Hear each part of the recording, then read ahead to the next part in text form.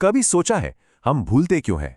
ये एक ऐसा सवाल है, एक ऐसा अनुभव जिससे हम सब लगभग रोज गुजरते हैं।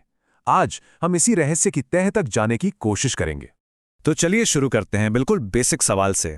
सोचिए कोई ऐसी बात, कोई जानकारी जो कभी हमारे दिमाग में बिल्कुल साफ थी, लेकिन अब वो पहुंच से बाहर है। कोशिश करने पर भी याद नहीं आ रहा। इस चीज को, इस नाकामी को मनोविज्ञान की भाषा में क्या कहते हैं?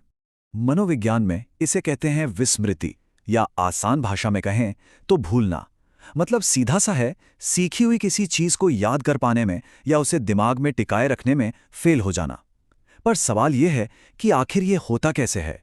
ये पूरी प्रक्रिया काम कैसे करती है?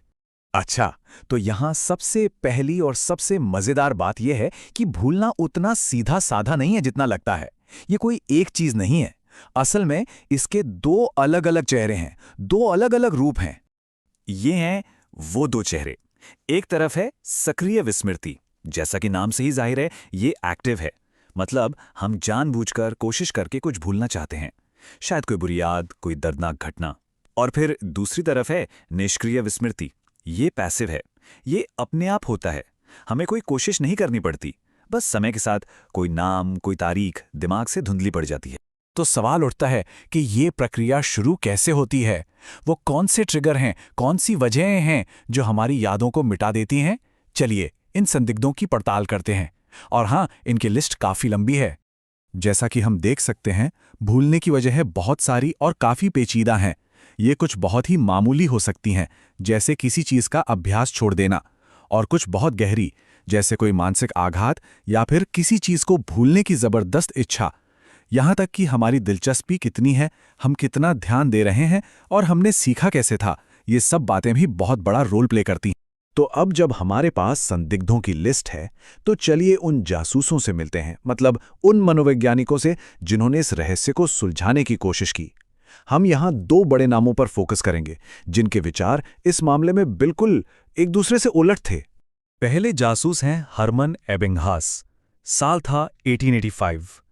इन्होंने पहली बार मेमोरी पर वैज्ञानिक तरीके से स्टडी शुरू की। उनका कहना था कि भूलना एक पैसिव प्रोसेस है, मतलब ये अपने आप होता है। और इसे साबित करने के लिए उन्होंने अपना मशहूर फॉरगेटिंग कर्व बनाया। उन्होंने दिखाया कि कैसे बिना किसी वजह के, बस समय बीतने के साथ हमारी यादें मिटती चली जाती हैं।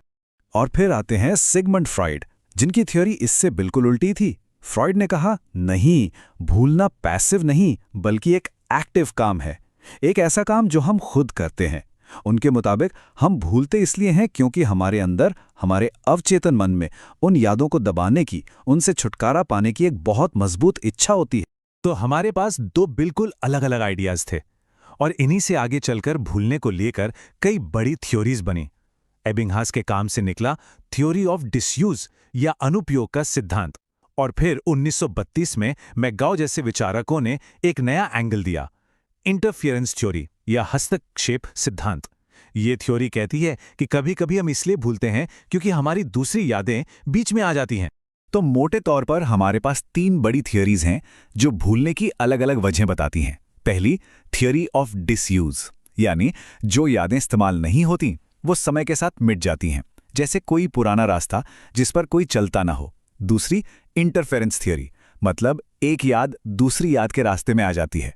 और तीसरी, क्यू डिपेंडेंट थ्योरी, ये कहती है कि याद तो वही है, बस हम उसे निकालने का सही क्यू या संकेत भूल गए हैं। आपने महसूस किया होगा, कभी कोई गाना सुनकर या कोई खुशबू सूंघकर सालों पुरानी बात अचानक से याद आ जाती है। बस यही है ये थ्योरी। तो इन सब थ्योरीज और सुरागों को देखने के बाद क्या हमें कोई एक सीधा सा जवाब मिला? नहीं, बल्कि हम एक और भी गहरे और शायद ज्यादा जरूरी सवाल पर आ पहुंचे हैं।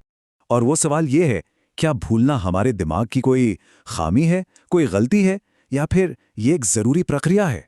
जरा सोचिए, क्या हर एक बात को याद रखना एक बोझ नहीं बन जाएगा?